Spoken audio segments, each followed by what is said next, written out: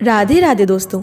जब बात आती है श्री कृष्ण की सबसे दुलारी वीरांगना पत्नी माता सत्यभामा की, तो हम सब जानते हैं कि वो पूर्व जन्म में भूदेवी थी, जिन्होंने वराह रूपी प्रभु विष्णु से विवाह भी किया। पर आज की इस वीडियो में हम आपको माता सत्यभामा के पिछले जन्म से जुड़ी एक ऐसी कहानी बताएंगे जो उनके पिछले जन्म के बारे में सबसे ज्यादा प्रचलन में है, और आदि पुराण जैसे कुछ बाद के पुराणों में भी इस कथा का वर्णन मिल जाता है। जब श्री कृष्ण के कार्तिक मास की महिमा बताई जाती है तो ये कहानी भक्तों के द्वारा अक्सर सबसे ज्यादा सुनी और सुनाई जाती है। तो आइए जानते हैं माता सत्यभामा के पूर्व जन्म से जुड़ी ये प्रचलित कहानी। दोस्तों, सत्यभामा जी एक दिन हमारे श्री कृष्ण से पूछती हैं कि हे प्रभु, पूर्व जन्म में मैंने ऐसा कौन सा कर्म किया जिसकी वजह से मैं आपकी अर्धांगिनी बनी? पिछले जन्म में कौन थी मैं, किसकी कन्या थी? ये सब मैं जानना चाहती हूँ प्रभु। श्री कृष्ण कहते हैं कि तुम हमेशा से मेरी सर्वाधिक दुलारी पत्नी रही हो सत्यभामा। मैं तुम्हें आज ये रहस्य अवश्य बताऊंगा। पहले सतयुग के अंत में मायापुर के अत्रि कुल में वेद तथा शास्त्रों को जानने वाला एक वेद शर्मा नाम का ब्राह्मण रहता था। वो बहुत बड़ा सूर्य भक्त था। वो दिन रात अतिथियों की सेवा करता था। उसके पास कोई पुत्र नहीं था, परंतु कुछ दिनों पश्चात उसके यहाँ एक कन्या का जन्म हुआ जिसका नाम गुणवती था। देव शर्मा ने अपने शिष्य चंद्र के साथ अपनी पुत्री गुणवती का विवाह कर दिया। उनका दामाद अपने पिता के समान ही लोगों की सेवा करता था। एक दिन देव शर्मा अपने दामाद के साथ लकड़ियां काटने जंगल गए। जंगल में एक राक्षस उनको मिल जाता है, जिसके चंगुल में वो दोनों फंस जाते हैं और मारे जाते हैं। उन दोनों की मृत्यु का समाचार सुनकर गुणवती रोने लगती है और कहने लगती है कि तुम लोगों के बिना मेरा जीवन कैसे चलेगा, मैं कैसे जीवित रहूंगी और किसके लिए? मेरे लिए तो अब कोई ठिकाना ही ना रहा। इस प्रकार वो रोते रोते मूर्छित हो गई, और कुछ समय पश्चात जब गुणवती होश में आई तो उसे अपने घर के बर्तनों को बेचना पड़ा, और उसके बाद वो अंतिम संस्कार कर पाई और वो तुरंत भक्ति में लीन हो गई।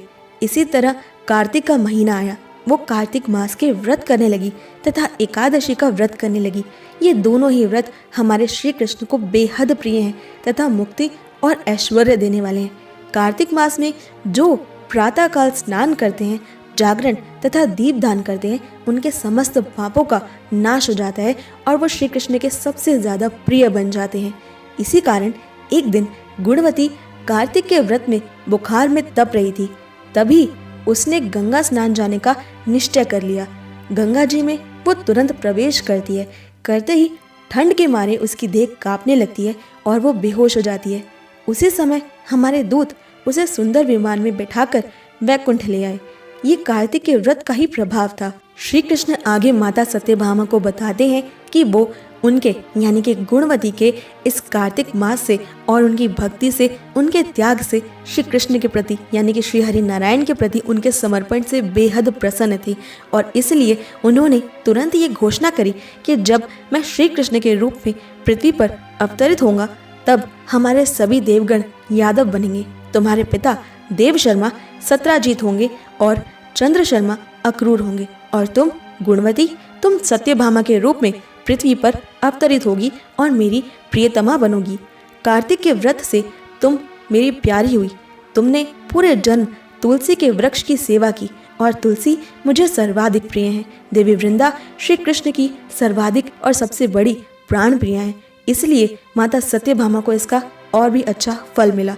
अतः श्री कृष्ण बताते हैं कि इसी कारण आज हम दोनों साथ में हैं। इसी कारण आज तुम मेरी सर्वाधिक प्यारी और दुलारी पत्नी हो, और इसी कारण सारे संसार जिसकी एक झलक लेने को तरस जाता है, ऐसा वृक्ष पारिजात वृक्ष खुद स्वर्ग से उतरकर तुम्हारे आंगन में लगा है सत्यभामा।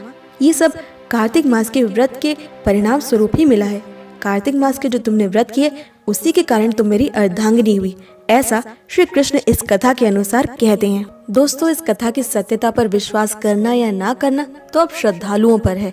जो श्रद्धालु इसे सत्य मानते हैं वो इसे कार्तिक मास की अनंत महिमा मान सकते हैं, और कुछ श्रद्धालु इसे इस आधार पर असत्य मानते हैं क्योंकि इसमें ये नहीं बताया जाता कि आखिर गुणवती कौन थी, क्या वो भूदेवी का ही कोई अवतार थी, और यदि गुणवती भूदेवी थी तो कैसे उसका विवाह किसी अन्य व्यक्ति से हो सकता है, जबकि भूदेवी तो आजीवन श्री हरि नारायण की पत्नी है। दोस्तों, अगर आपने अभी तक मेरे अपने YouTube चैनल खुशबू शर्मा को सब्सक्राइब नहीं किया है तो जरूर उसे सब्सक्राइब कर लीजिए, और इस चैनल पर आपको जानने को मिलेंगे हमारे हिंदू धर्म से जुड़े कुछ बेहद खास अनसुने रहस्य और बेहद हैरान कर देने वाली रोचक जानकारियाँ। अपने YouTube चैनल खुशबू शर्मा का लिंक मैंने डिस्क्रिप्शन में दे दिया है, तो जरूर सब्सक्राइब करें। और अगर आप चाहें तो आप हमारी छोटी सी कृष्ण प्रेमी परिवार का हिस्सा बन सकते हैं। आप मुझे इंस्टाग्राम पर फॉलो भी कर सकते हैं। मेरी इंस्टाग्राम आईडी है @KrishnaMySoulKhushbu। अपने इंस्टाग्राम आईडी का लिंक मैंने डिस्क्रिप्शन में दे दिया है। आपका क्या मानना है इस मुद्दे पर, हमें कमेंट सेक्शन में अपनी राय जरूर बताएं। और अगर आपको ये वीडियो पसंद आई तो ऐसी और वीडियोस को लगातार देखने के लिए हमारे चैनल को जरूर सब्सक्राइब कर लें। इस वीडियो को लाइक करें, शेयर करें और नोटिफिकेशन बेल ऑन करना बिल्कुल ना भूलें, ताकि हमारी सारी नई वीडियोस की नोटिफिकेशन सबसे पहले पहुंचे आप तक। मैं मिलती हूँ आपसे अगली वीडियो में, तब तक के लिए stay happy and Radhe Radhe.